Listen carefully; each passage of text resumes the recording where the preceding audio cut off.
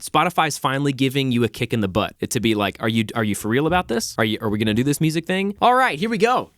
Woo! Welcome back.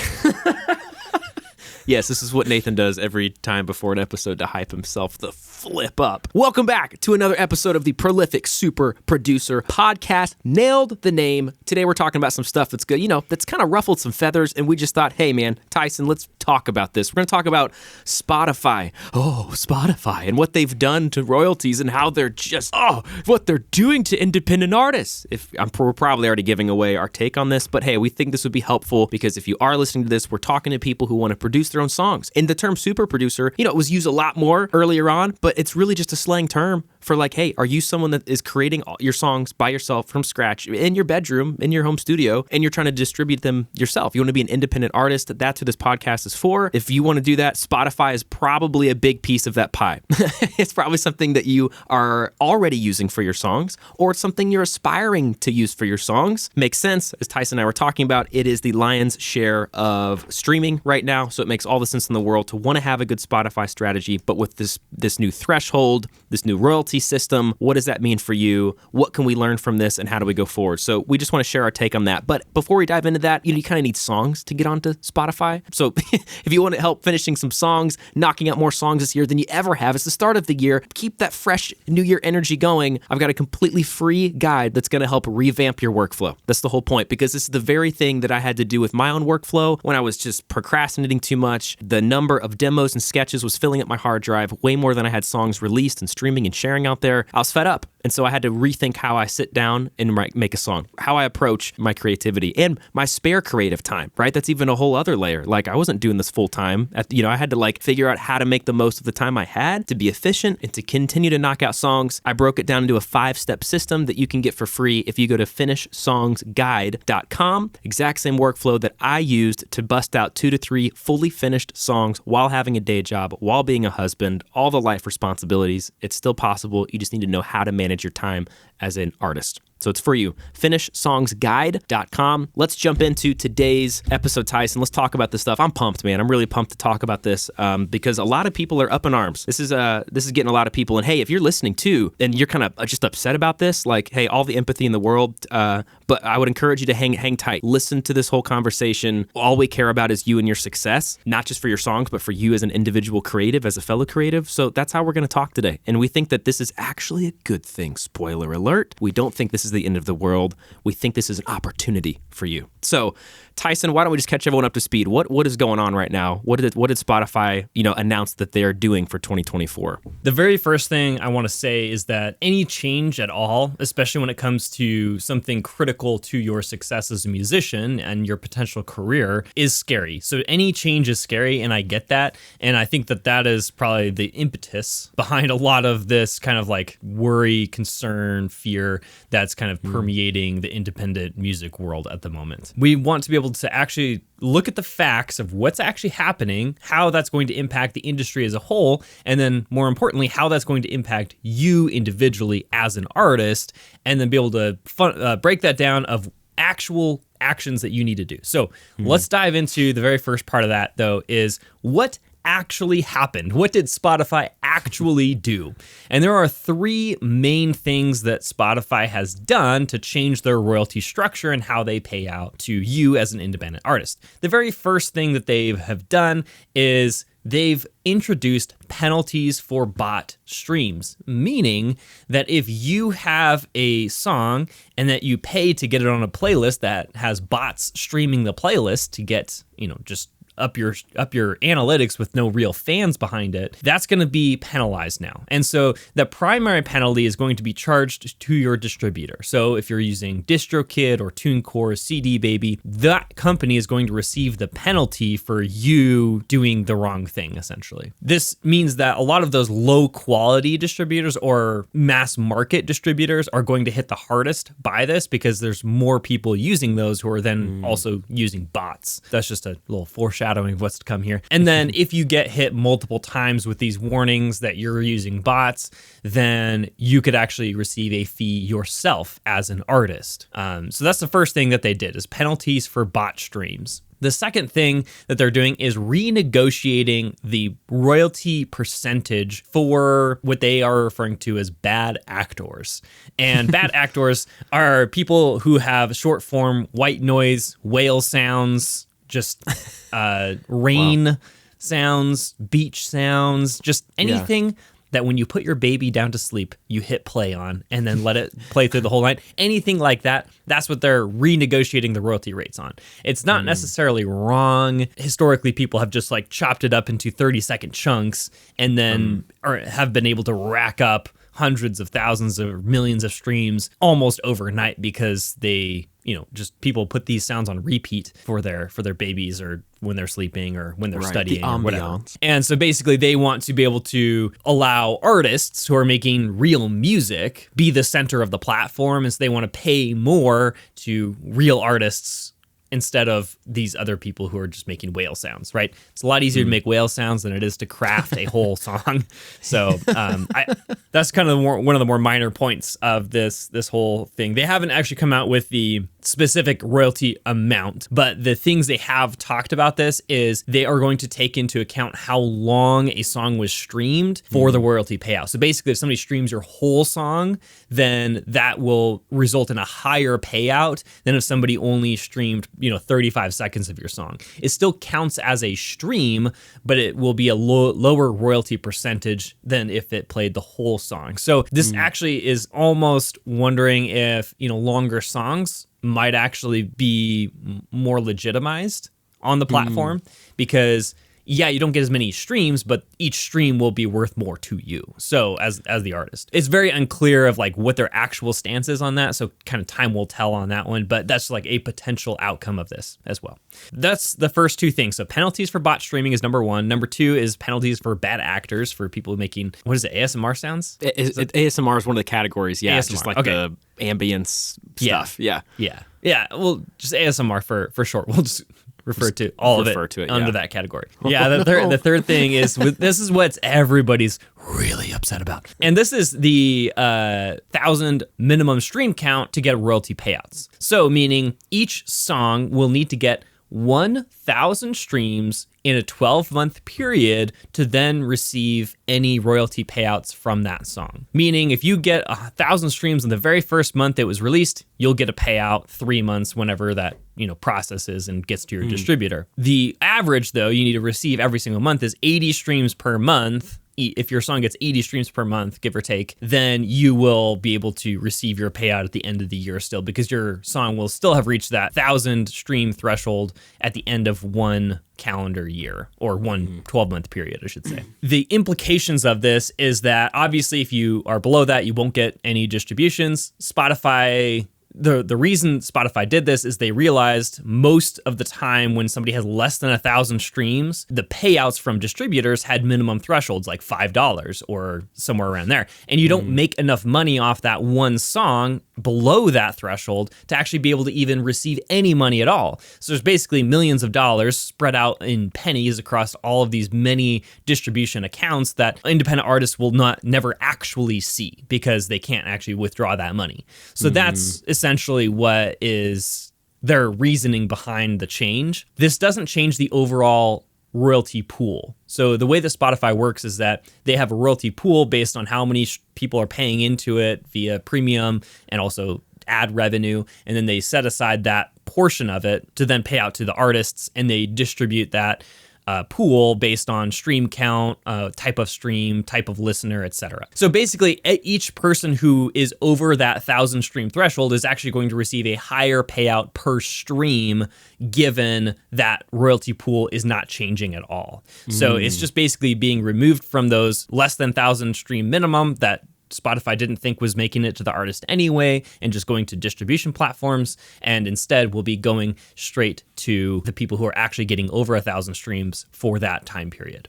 Okay. And this also, right, like because the pool isn't changing, Spotify isn't making money off of this change. They were saying that. Like they're like, this isn't, like some people are a little upset. They're like, this feels like, anything that Spotify does is all about, them and all that kind of stuff, which, I mean, respect, like it is a business. And so they care about revenue and all that kind of stuff. But like this specific move with the 1,000 stream threshold is not some sort of thing where Spotify is implementing this threshold so that they keep all of that stuff. It's like the pool stays the same. We're just putting this threshold in here. They're not making anything off of that. So I think that was a big topic that a lot of people were confused about, was like, oh, now it's all going to Spotify. Like artists were upset. Oh, but because look, let's be honest, 1,000 streams is about $3, give or take, right? So it's not life-changing money, but maybe you could get some sort of coffee if you had a coupon at Starbucks or something. And you're like, dude, I want my coffee. Now Spotify is taking my Starbucks coffee with my coupon. And it's like, no, that's not how it's working. Yeah, I don't even think in most cities you can buy a black coffee anymore at Starbucks for that. Dude, I was just thinking that. Yeah, I was like, wow. Yeah. And that'll get you half your Starbucks drink. Half the yeah, that's right. Split with a buddy. So maybe if you had 2 songs, you could potentially get that. That's right. But yeah, that's a big thing though. Like it's not, Spotify isn't making, they at least what they're saying, and I choose to take it, for what they're saying, is that they're really trying to care about their platform, and they're wanting to kind of clean things out and make it a better, a more optimized, more just like a better place to stream music, to like hang out longer. Because that's what Spotify wants. Wants people on their platform. Sounds like they're just trying to clear the area a little bit, but they're not making money off of this specific change. So yeah. And I think that one thing to keep in mind is that 1,000 streams to some people might seem like a lot of streams, because if you've never hit that threshold with any of your releases so far, it might seem like an impossible measure to hit. But in reality, right, we're saying that 1,000 streams is still only about $3. And so they're really not stealing any money, meaningful money from you. And then on top of that, Spotify could have been way more stringent with this. They could have set the threshold at 10,000 or 100,000 streams per song if they so chose to. And so the people saying that Spotify is just like going after all of these independent artists that aren't getting very much attention on the platform are really kind of missing the point, where Spotify is really still kind of throwing us a bone in terms of still paying us for those streams at such a low threshold. And 1,000 streams is really not a high threshold. It's not that difficult to get there as long as you have a good song and you have a good promotion strategy. So 100%. Even a half-baked promotion strategy will get you to 1,000 streams. Yes. That's like when I heard that it was 1,000 streams, for me, I was like, oh, wow, how kind. That was my response. I was like, dude, that's pretty generous. Just 1,000 streams. If again, that could, I want to be able to like empathize totally. If you haven't hit that, 1,000 is a big number, right? And so like 1,000 streams can totally feel like a lot. In the grand scheme of things, with all the stuff that we're going to talk about on this podcast, and just all the ways that you could just use social media, run ads, you can learn all kinds of ways to get 1,000 streams, and especially within a 12-month rolling period. Like Tyson said, we broke down that math. It's like 80 streams. Dude, you can do this. And I think this is part of what I personally do like about this switch is, it's like, for me, this is encouraging. I would say like, hey, fellow songmaker, fellow independent artist, like view this as an encouragement. Like it could have been crazier. What would, if it was 100,000 streams? Well, I mean, oh my goodness, right? Like it's just 1,000, and it's like, I feel like that's just enough to where I think if you're serious about this thing, you're going to figure out how to get 1,000 streams. You're not going to be intimidated by it. Or if that still sounds like a big number, you're going to be like, okay, 1,000. Whew, all right, haven't done that yet, but man, this year, 2024, I'm actually going to figure out how to do that. Let me get serious about posting content. Let me get serious about learning Facebook ads. Let me get serious about this whole music thing because I care about this and I can do it. I'm going to commit to it. You know what I'm saying? Like you could choose that mentality, and that's how I view this threshold, as opposed to 1,000. What? I could never. And it's like this whole defeatist mentality of you're already giving up. And so I think it's a really good point, Tyson. Like it could have been a lot crazier. If this is the reaction that people are giving at 1,000 stream threshold, I could not imagine what it would have been like at even just double that, 2,000 or 5,000 or 10, right? So that's basically in a nutshell what happened. So again, just a quick review. Bot streaming is being penalized. Penalties for bad actors, so ASMR sounds, 1,000 stream minimum for any royalty payouts from Spotify platform. So I think there's a huge mentality shift of people kind of feel a little bit entitled to receive money from Spotify. I just want you to kind of talk about that a little bit and how that relates to the Spotify platform in general. Tyson and I, we wanted to cover this topic because we know a lot of artists are listening, and this is a big topic now in this last couple month period. So we wanted to talk about it. In kind of preparation, I was watching and listening to a lot of the commentary on this that fellow musicians and artists are talking about, and almost everybody is saying they're giving their 2 cents of, what I wish that Spotify would just move to this model, or in my opinion, this model makes the most sense. It would be really good, Spotify, if you're listening, would you just please change it to this, or that? And everyone's just like putting all of their opinions about what the model should be and how it could be better, how it could be tweaked. And we're not going to do that on this podcast, because here's the reality, friend. Give it to you straight. Your opinion doesn't matter. It doesn't matter. Like, if you wasting brain energy to think about, if Spotify could only move it to this kind of model, then everyone would be paid, and blah, blah, blah. Like, you are wasting your breath and your energy when it could be better put towards your creativity, better put towards songs, better put towards content creation and the things that are actually going to move the needle. Because unless you work at Spotify, or not even just work at Spotify, if you're like on the board at Spotify, or you have an ownership share or something like that, like, your opinion doesn't matter. It doesn't matter what it could be or what it should be. It is what it is. This is it right now. It's black and white. Like, Spotify posted it. 1,000 stream threshold, 12-month rolling period. That's what matters. Okay, so it's like, what do we do with that information now? So I would encourage you, like, instead of getting down in the dumps, and what a lot of people are doing right now is just putting their opinions about what should happen. And I'm not saying that, don't have an opinion. I'm not saying any of that stuff. I'm just saying, like, you can't, nothing's changing right now. Spotify has chosen this. This is what's happening in 2024. So get with it. That's how I view it, is like, let's get after it. And you can't expect to make the rules on someone else's playground.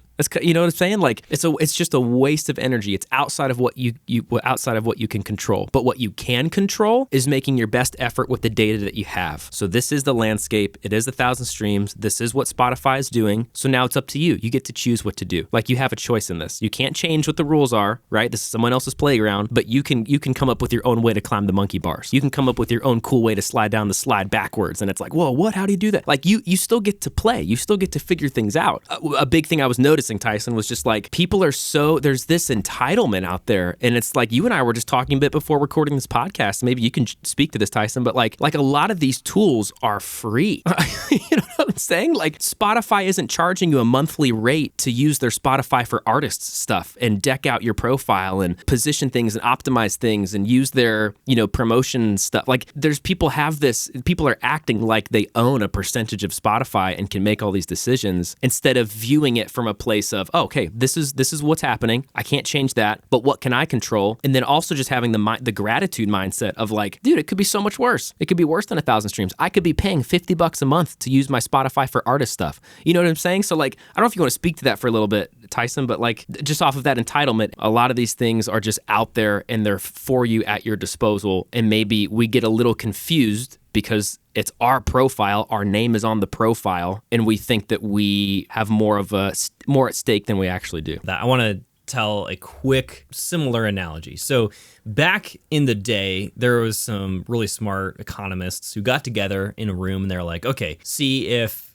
we could basically reset the entire capitalist system, like what would happen basically. So they got the best and brightest minds together, and they said, okay, we're going to redistribute all the wealth into everybody has an equal share. Like, everybody gets 50 grand or whatever it was at the time. Then they extrapolated, like, okay, what would happen? Basically, how long would it take to arrive back at our current system? So the system itself, right, is usually what distributes the wealth overall, because we live in a capitalist society, at least most of us do, probably listening to this podcast. We basically allocate wealth based on who is bringing value to the economy. Basically, whoever is able to bring in innovation, whoever is going to, bring in what other people deem as valuable, then they vote for that value with their dollars. Like, that's essentially how the capitalist system works. But that being said, they extrapolated that it would only take 7 years for the same people today to receive all of their money back. The reason I bring this up is because regardless of what Spotify does, regardless of how the music industry changes, the same people are going to be successful in the industry regardless of whatever current system is set up, because they are the ones bringing the most value to the industry overall. Like, lover or hater, Taylor Swift makes a butt ton of money because she has so many diehard fans. And that's the reality. It doesn't matter what the system or the mechanism of monetization is. It matters how you're approaching it and how much you're serving your own audience. I hope that that hits home for at least some of you listening to this episode, because it's so critical to truly understand that value element of I'm going to serve my audience, my fans, the best way possible. Yeah. And then that will result in them supporting me as well. But you need to give first to your audience before you can actually receive any sort of monetary exchange. And you can't just sit here and say, I deserve anything, because ultimately, this is some tough love here. If you did deserve it, you would already have it. Oof. I was talking to Ryan Votzek from the Indie Music Academy the other day. We were having a FaceTime call, and I was asking him about Spotify overall. And he said something really interesting, which I think after his response, I agree with. He said Spotify is not necessarily a monetization tool for music. Spotify is a social media platform for musicians and artists to expose your music to the world. It's a social platform through music. And so you're able to create playlists, you're able to, follow people, you're able to like songs, all of these indicators of a very social type platform. Imagine on the flip side is if you posted your TikTok reel. TikTok reel. What's one of them TikTok reels, huh? Imagine you're posting videos on your TikTok and you get paid on every single view you get on your TikTok. Like, that's essentially what Spotify is. Every single time you post your song on Spotify, you actually get paid for the engagement it gets. And so let's take this into the TikTok world. And then TikTok decided, okay, I don't want to give everybody, payment for their views on TikTok. I'm only going to give it to TikToks that get over 10,000 views or something. Like, people would be like, oh, okay, that's the viral, the more viral potential content that's going to get that 10,000 views. That seems okay. I don't think people would have an issue with that if TikTok is going from, not paying anything to then paying something, right? Yeah. People are going to be overwhelmed with oh, TikTok's being the best platform in the world because they're paying us something. But then all of a sudden, 5 years later, when they then took that away, then everybody would be really upset. They're like, I deserve my payment for my viral TikToks that I'm producing, because they're so used to it. They have become entitled. They expect that payment. And so kind of reset the expectation, though, is that Spotify doesn't really need to pay you for your music.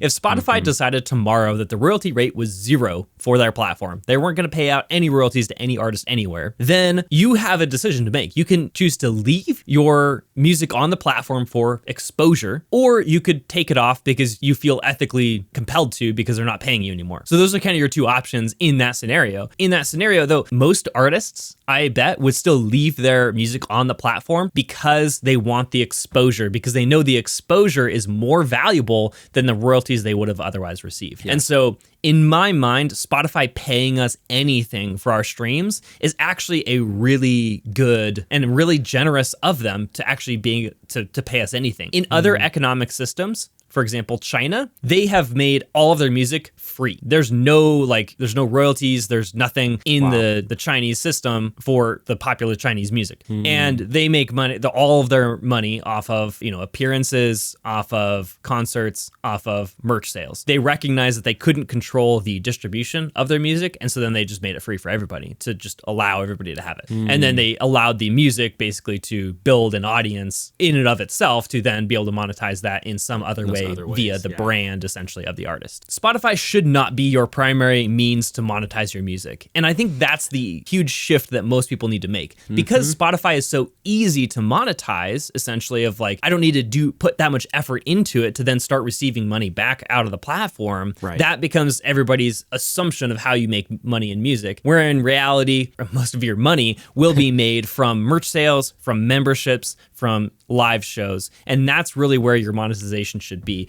Because if you sell one t-shirt for, say, $25 and you make 15 of that, $15 profit off of that one sale of a shirt, it would take 5,000 streams to be able to make that same money that you would have sold from one t-shirt. So think about what the easiest route is here. Merch sales are going to be a lot easier than that. Memberships are going to be a lot easier than getting, consistent streams on Spotify. So Spotify can be a nice addition to your income, but I think that expecting Spotify to pay us is a little bit entitled of us artists. in general. Yeah, I was just like, there's, like you said, there's just so many other things to do. I think you're right. Part of that is, Spotify is everything. And maybe if you're thinking that, you're just figuring things out, or just, hearing something from other people. But like, artists are monetizing in so many different ways. And even, not even just social media and like people, doing YouTube and getting paid from YouTube, and people building courses, and people like, not even just like that kind of stuff, but like within the music industry itself, you can use the tools and the skills that you have as a super producer, right? Someone who can create all parts of the song. We talk about this, and we're going to talk about this a lot here, is like being able to monetize those skills specifically. If you're making your own songs and you can really sing, you can literally be paid to do demos for people. It's called top lining. Like, you can sing demos for people.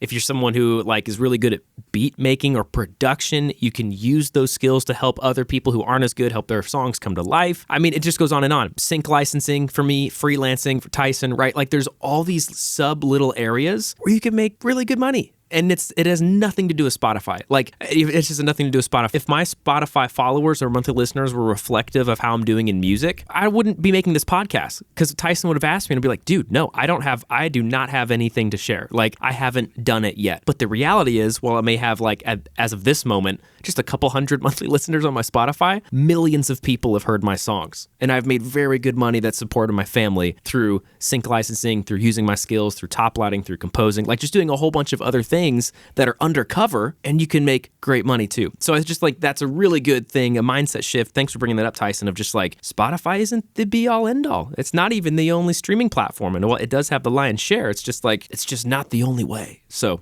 I think that's a big mindset shift too. Yeah, one last thing I want to add before moving on from that point is, so I am a part owner in a music management company called Night Owl Music Group. We have several managed artists that we're working with to basically build their careers in music in exchange for basically a portion of their earnings in the industry. Our focus is not on royalties from Spotify, because we recognize that is a great tool to garner an audience, but it's not a very good way to monetize an audience. And so if you're trying to build a career, like, Spotify is a tool to be used, and it's a nice little side income to be able to help, accelerate your growth in the industry, but it's not going to be the be all end all ever. And so, like, from a business standpoint, it's probably the worst monetization vehicle possible that you could use for your music. And the reason why it's not a very good tool is because it's so accessible to everybody. If you put in any additional effort beyond just Spotify,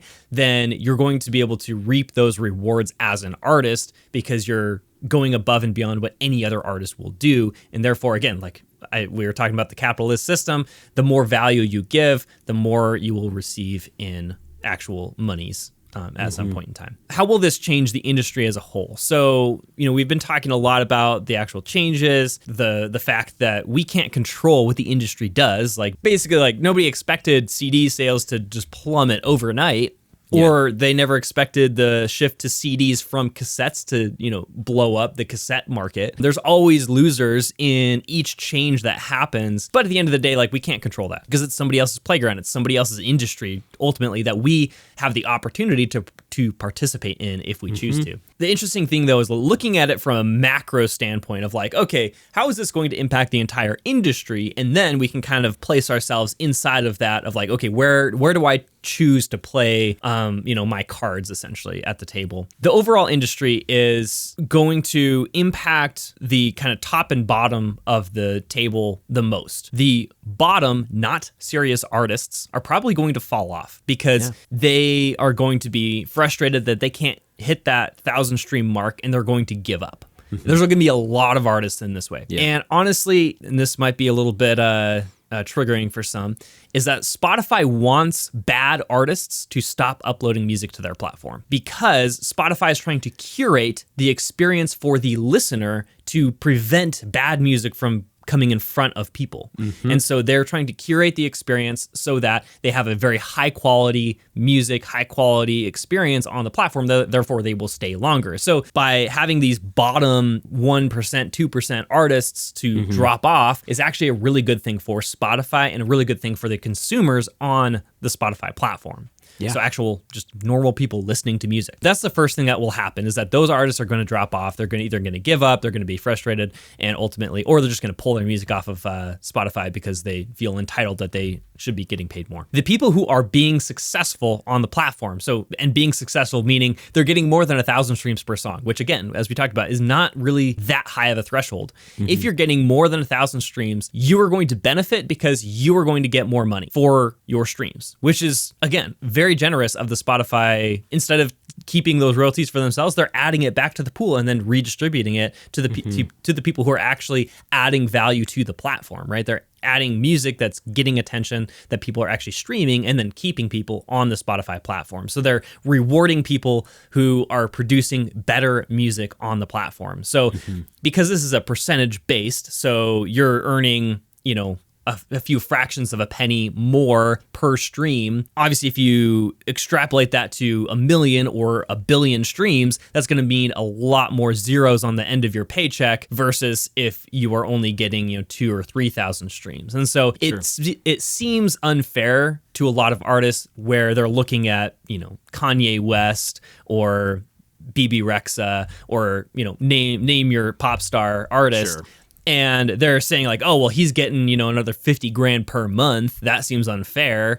But the reality is like, it's the same for you. You just haven't reached that level of, quantity of streams. How I view this, it's an invitation. This is an opportunity to choose what you're going to do with this music thing in 2024. 2024 is going to be the year that you do what you've been doing the past few years. You say you want to do this music thing, but you're not actually taking it seriously. Like, you're not actually doing anything with it. Or 2024 gets to be the year that you're like, dadgum, I have a target now, 1,000 streams. Let's go. Okay, now all of a sudden that gives you a goal to shoot for that you can now reverse engineer. You get to be like, all right, so when I drop a song, I want to make a good song. And I want to make a good song, and then I got to promote that so people can hear it. And then, okay, where could I promote it? How could I get that 1,000 streams? And again, it's over a 12-month period, but you could be like, how do I get those 1,000 streams? It actually gives you something to reach for. So I view this as a moment where, hey, Spotify's finally giving you a kick in the butt. It to be like, are you for real about this? Are we going to do this music thing? Because if you are, you're going to figure out how to get 1,000 streams on a song. You're just going to figure it out. And if not, no hard feelings, then this is a hobby and this is just something on the side. And you never even wanted to monetize it in the first place. So like, maybe you just need that self-awareness. You have to choose what you're going to do. You get to choose what 2024 is going to be for you. That's how I view this. And so, yeah, as a result of that, the people who aren't serious, the people who decide that they're going to give up and who are just, yep, I'm fed up. The system is too much. I can't beat it. Can't beat the system, whatever, and it's like, that's going to open up just a lot more space. It's going to drown out the noise that's been there, right? And now there's just an opportunity for the people that are taking it seriously to really go for it. There's less people, less artists, like that are trying to do the same thing because they're going to fall out. So for everyone that's kind of falling out, you have an opportunity to go forward. I think that's cool if you're someone who wants to do this. And again, I'm not trying to throw shade at people who don't want to do music or who realize this isn't what they want or they don't want to monetize it. The heart of this podcast is like, awesome, very cool. But we are kind of talking to people who want to do this thing, make some money from it. So if you are that kind of person, I think 2024, I would challenge you to view it as a year of your best potential yet because of this change. That's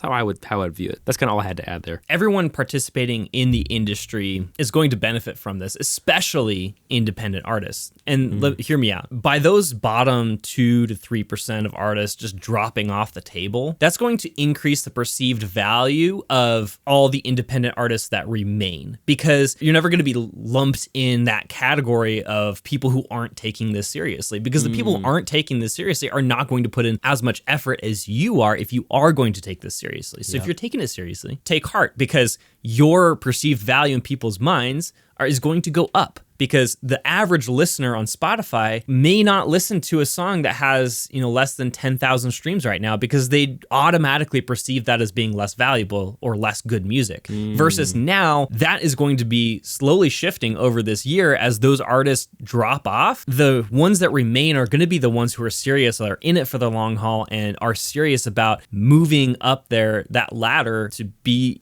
more successful in the music industry. Those people are going to be producing higher quality music, and then you're going to basically be risen up with those people as long as you stay in the game, as long as you stay dedicated to making more music and participating in the industry. Moving on, let's get really practical here. What changes do you need to make as an independent artist to take advantage of the changes that are occurring now? The very first thing that I wanted to bring up as kind of a question is make sure that you are using the right distribution platform. So kind of going back to the very first thing that Spotify is doing is instituting penalties for bot streams. That means that platforms that tend to have, I'm going to say, lower quality artists on their platforms are going to have generically more bot streams than, say, a label distribution company. So if you have a label distribution company, then they're only producing label projects, which are, basically curated to be high quality. On the other hand, you'll have these other independent artists that are just desperate to get those analytics up, right? So they're going to pay for bots to stream their music to then just bump up that stream count. If you're using a distribution company that is very public, that is,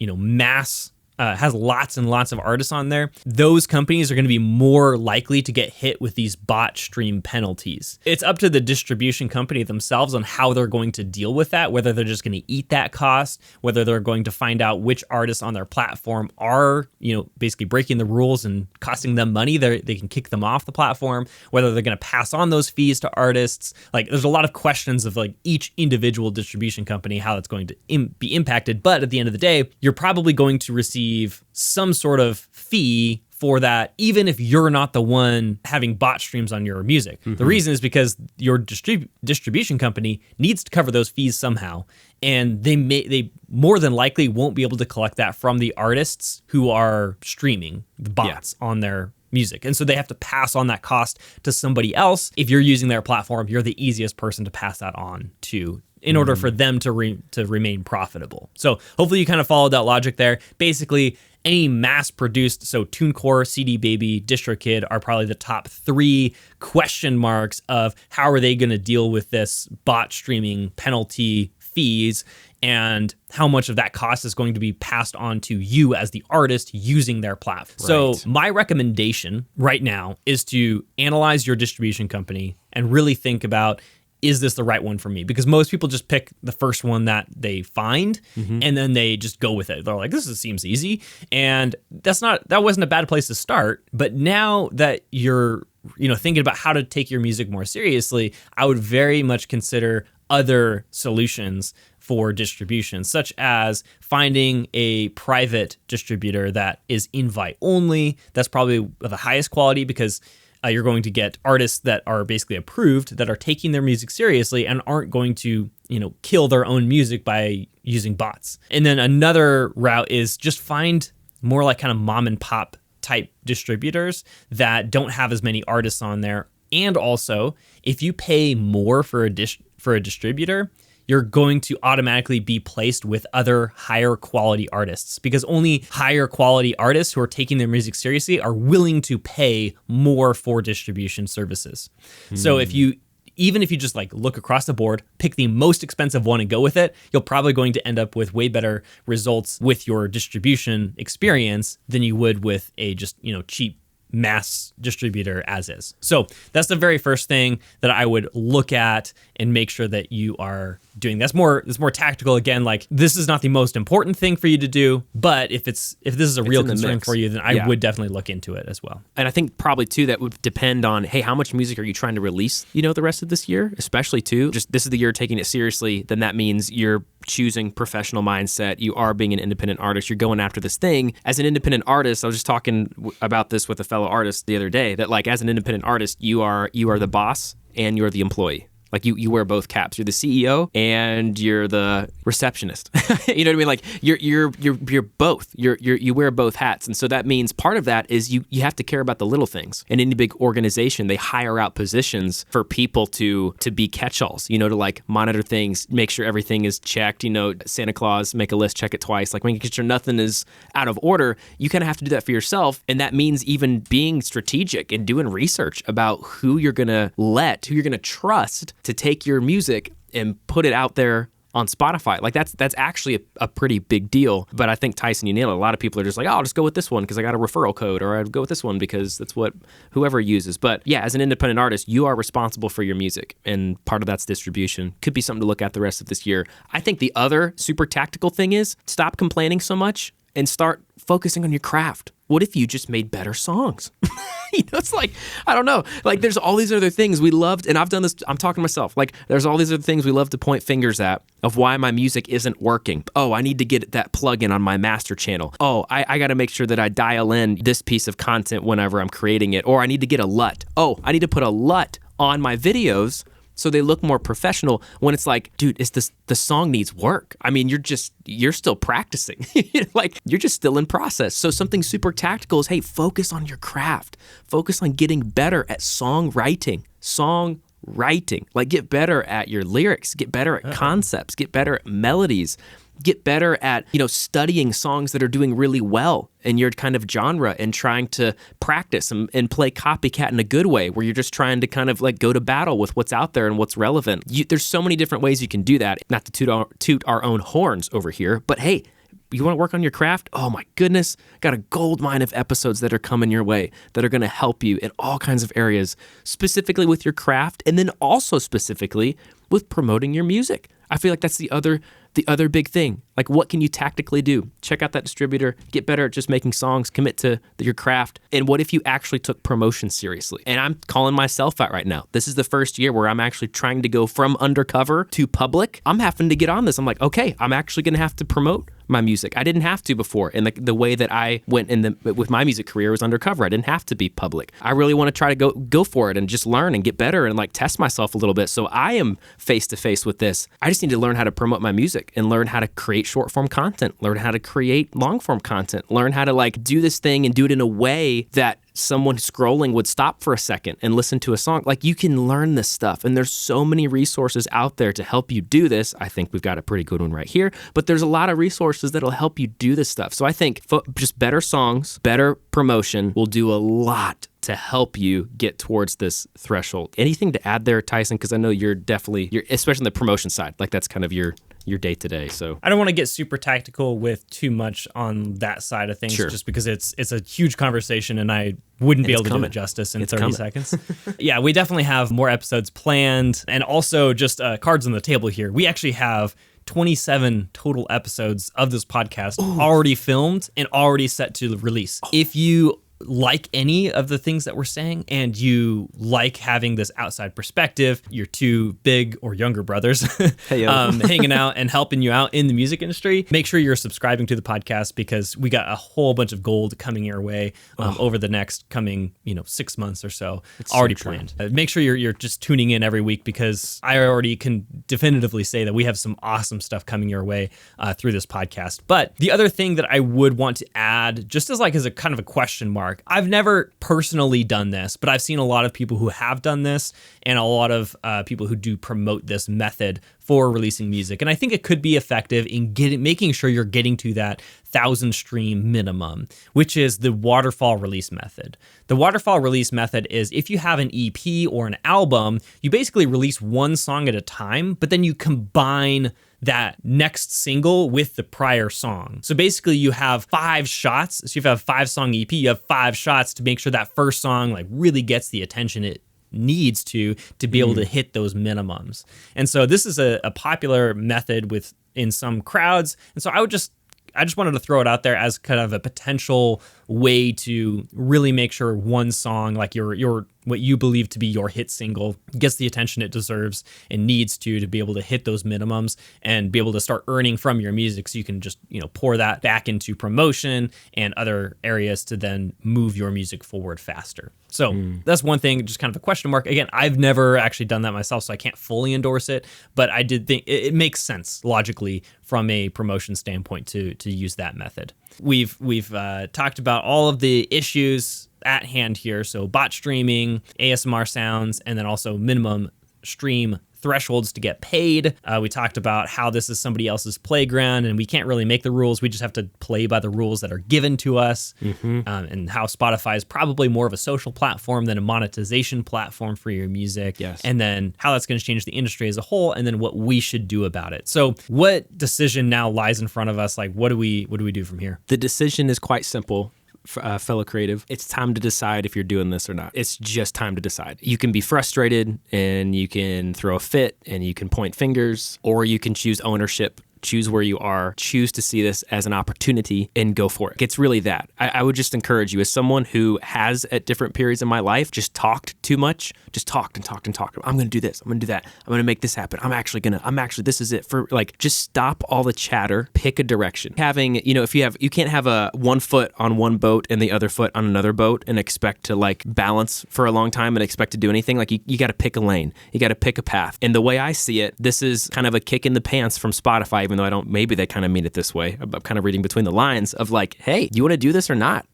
And like, maybe some of you need that. Right? Maybe some of you need that realization of, yeah, do I want this or not? Because it's 2024. There's no flipping reason you could not do this. All of the tools are at your disposal. It is not for lack of knowledge. It is not for lack of know-how. Like everything is figure outable right now in 2024. So many free platforms. Everything's at your disposal. You just have to choose to take the throne or not. I was talking about this with my crew. I sent out a voice memo to my email list squad, shout out. And I was just random thoughts that I had about what I want to do for 2024. And the big recurring theme was it's time to take the throne.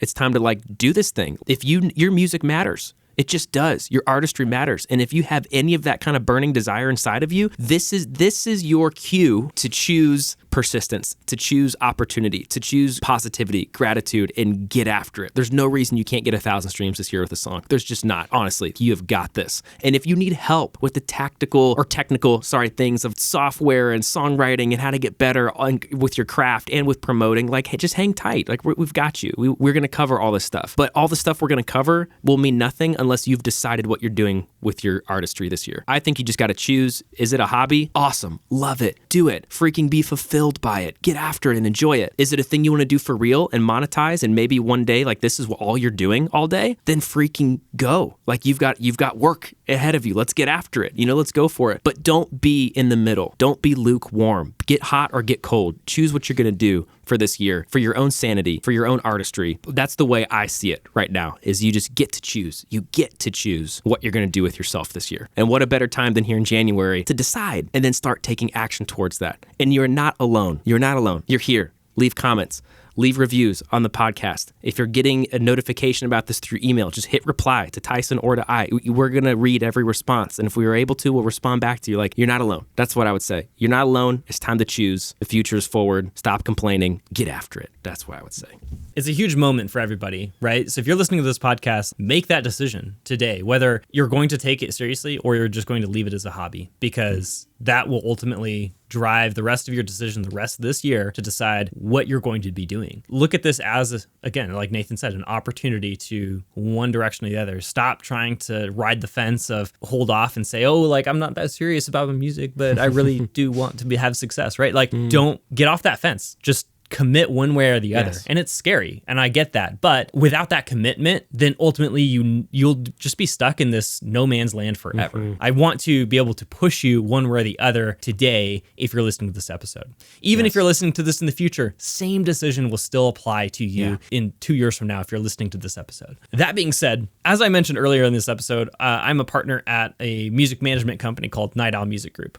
What we have done is we've figured out a system to be able to get 100,000 streams on a release with a brand new artist. We distilled that system into a very short checklist of the key items that we do to be able to guarantee that kind of result. Number one thing, should not surprise anybody, is the music. The music itself is critical to get right. And specifically, even more into that is the hook of the song. If your hook is awesome, then you're able to garner a massive fan base, get tons of streams and blow past that 1,000 stream threshold. So I wanted to share our secrets of what we do to work with new artists to get 100,000 streams on their very first release through a super easy guide. You can get this guide at nightowlmusicgroup.com/guide. It's going to take you through our basically secret system of how we intentionally produce only the best songs from artists and also optimize those songs so they are the best version of themselves. And this is not a, magical, like we're just talented. It's an actual system that you can follow with your own music to make sure that you have the best possible hook for your song and garner massive fans, reviews, and streams for your music. Okay, so with that, go to nightowlmusicgroup.com/guide if you want to go pick that up. One last action, if you are choosing today to finally take your music seriously, then I want you to leave a comment on this podcast. If there's no place to leave a comment, leave a review for us, leave a quick review and say, I am going to take my music seriously in 2024. Make it public, and therefore you're actually going to take action on that. When you write down your goal, you're way more likely to succeed in achieving that goal. So let us know your commitment, and then we're going to be here week after week releasing episodes to try to support you in your own journey in 2024 and beyond to make sure that you are successful with your music in this crazy industry. So thanks for watching, thanks for listening, and we'll catch you next week.